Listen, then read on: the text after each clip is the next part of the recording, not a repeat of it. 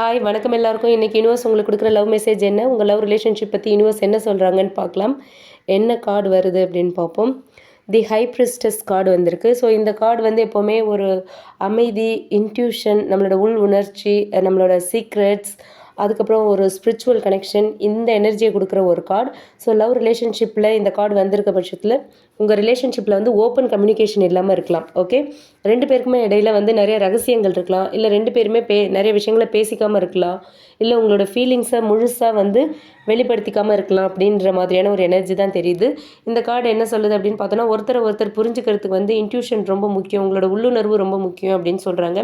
வெளிப்படையாக பார்க்கும்போது எல்லாம் நல்லா வெளியில் தெரிஞ்சாலுமே கூட உள்ளுக்குள்ளே வந்து உங்கள் பார்ட்னர்கிட்ட நீங்கள் சொல்லாமல் வச்சுருக்கிற விஷயங்கள் வந்து ஒரு டிஸ்டன்ஸை மெயின்டைன் பண்ணுது. அந்த விஷயங்களை நீங்கள் பேசுகிற பட்சத்தில் உங்கள் 2 பேருக்கும் இடையில இருக்கிற நெருக்கம் அதிகமாகும் அப்படின்னு சொல்கிறாங்க யூனிவர்ஸ். ஓகே, பேஷன்ஸ் வச்சுக்கணும் and slow and steady love growth இந்த ரிலேஷன்ஷிப்பில் இருக்கும். நீங்கள் பொறுமையாக இருக்கணும். ப்ளஸ் இந்த ரிலேஷன்ஷிப் வந்து ஸ்லோவாக இருந்தாலும் ரொம்ப ஸ்டெடியாக போகும் அப்படின்னு சொல்கிறாங்க யூனிவர்ஸ். ஓகேங்களா?